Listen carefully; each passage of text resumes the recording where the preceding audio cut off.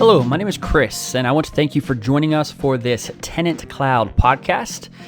If you didn't listen to the last episode, this is part of a series that I am doing on how to find tenants quickly. And I'm going to be covering a series of about 20 or more things that you can do when marketing your rental property to find tenants quickly. And that's even if you have a current tenant in your rental property today, but their lease is coming up or you're not sure if they're going to renew. Strategies that you can use starting today to make sure that when that tenant does move out, whenever that is, today, tomorrow, a year from now, that you have another tenant lined up for that rental as quickly as possible. Because as we all know, the name of the game for any rental property management company or individual is cash flow. And cash flow comes from having a tenant occupying the rental property. And so this entire series is going to be geared towards how to find a tenant quickly. And even if you are in a market right now that is extremely hot and you don't really find yourself having to work too hard at finding a new tenant, that could change in a heartbeat. And it's always important to be up to speed on skills on marketing your rental property so that when that does change, because it's not a matter of if, it's a matter of when, you're going to want to make sure that you know how to get a tenant into your rental property quickly. And so that's going to be this series, and we're going to move on to the next thing today. In the previous episode, we discussed the importance of a quality rental listing and all of the things that you need to do, including things you may not have ever thought of, to make sure that you have optimized your rental listing. We touched on everything from SEO to photos to videos to 3D walk tours to curb appeal to the actual rental listing description itself, and the current demographic of renters and what they like and what they're looking for, what engages them, and how to talk to the younger generation of renters, which is increasingly becoming the largest demographic of renters in the United States and will continue to be that way for the next several years. So in today's episode, we're going to cover the next biggest thing in marketing a rental, which is asking for referrals. Now, asking for referrals is, you've probably heard this before, but I'm going to touch on this from a couple different ways on how to ask for referrals and where to ask for referrals. One of the ways that you can work and ask for referrals is from existing tenants. So this doesn't really help if you don't have a lot of tenants. Maybe you only have one rental property. So bear with me here while we get through this first one. But asking for referrals from existing tenants. It could be tenants that are at a completely unrelated property. Let's say you manage 20 single family homes and they're spread all over the city, or maybe they're even in different states. Just getting word out to your existing tenants to say, hey, I have a rental property at this location in this city, and send out basically a listing to those tenants to say, hey, here's a rental property in this area. If you know anybody in this area who's interested in a rental, they're looking for something, send them my way. You'll get a referral commission if they sign a lease and move into the rental property and they pay their first month's rent on time, and so on and so forth. So obviously you want to have some criteria in place for when you are asking for referrals, when it involves some type of a referral commission. And the ones that I usually had was, the tenant had to, of course, the applicant had to, of course, be approved. Then they had to move in and they had to pay their first month's rent on time. And that is where, out of that first month's rent, the commission would get paid to the person who referred that person. And sometimes you could even offer, hey, not only do you get a referral bonus, but the person who you refer to move in and moves in, they get a referral bonus as well. Maybe it's $200 off of their first month of rent or off their second month of rent. Since you want them to pay the first month, you pay the person who referred them. And then the second month, when they pay again, the second month, then they get their $200 off their rent. However you want to structure it.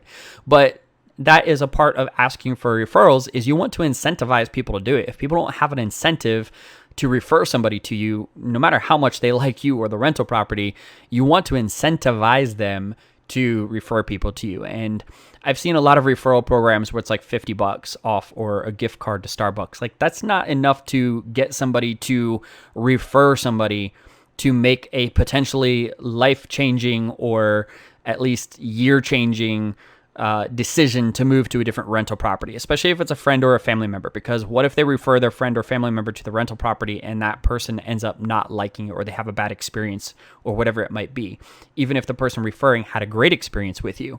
And so it's really $50 or a Starbucks gift card for $10 is really not an incentive to get somebody to be like, yeah, I'm going to refer somebody to you, to your rental property, to end their current lease where they're currently living and completely move into a new rental and go through that entire process, which is going to cost them money and so on and so forth. Like, no, I'm not going to do that. So make sure that the incentive is worth it. Make sure that it's actually an incentive. And at all of my rental properties, I don't think that the incentive has ever been under $200 for any of the rental properties I've ever managed over the years. It's always been something substantial that makes sense for people and incentivizes them, and it makes it worth it for them. And the times that I've had the most success is when it is a two-way referral. Both the person who gets referred and the person who does the referral. Both parties get some type of incentive for the recommendation. And so those are important details to keep in mind when setting up a referral program. The second thing that you can do is, if you have been keeping a wait list for your rental property, you would want to send out a email to your wait list, of course, to say, hey, the rental property is available. But in the event that nobody on the wait list is currently looking for a rental, maybe they all found a place in the meantime while they were waiting for your rental property, you would still want to send out a listing and, again, offer a referral bonus. So, hey, even if you're not looking for a rental property any longer, if you are looking for somebody, please feel free to send them to us. And when they put in an application, put in your name and contact info that you referred them, and you get a referral bonus. Again, make sure that the incentive for referring is substantial enough to actually motivate the person to send a referral.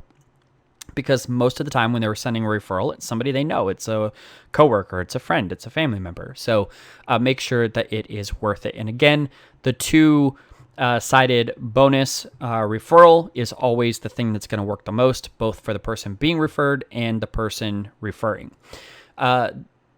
Those are the two first ways: asking from existing tenants and asking from your wait list.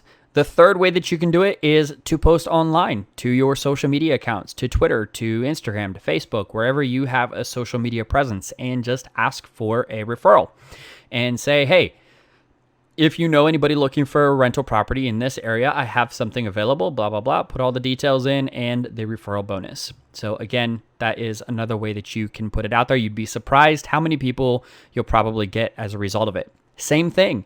If you create a Facebook Marketplace listing, which is a great place to list, by the way, put in there, say if you weren't even looking for a referral, if you refer somebody, have them put in your contact information as the person who referred them, or whatever it might be. Now, are people maybe going to take advantage of this sometimes? Yeah, maybe. But do you still get a rental out of it? Yeah, sure. Absolutely.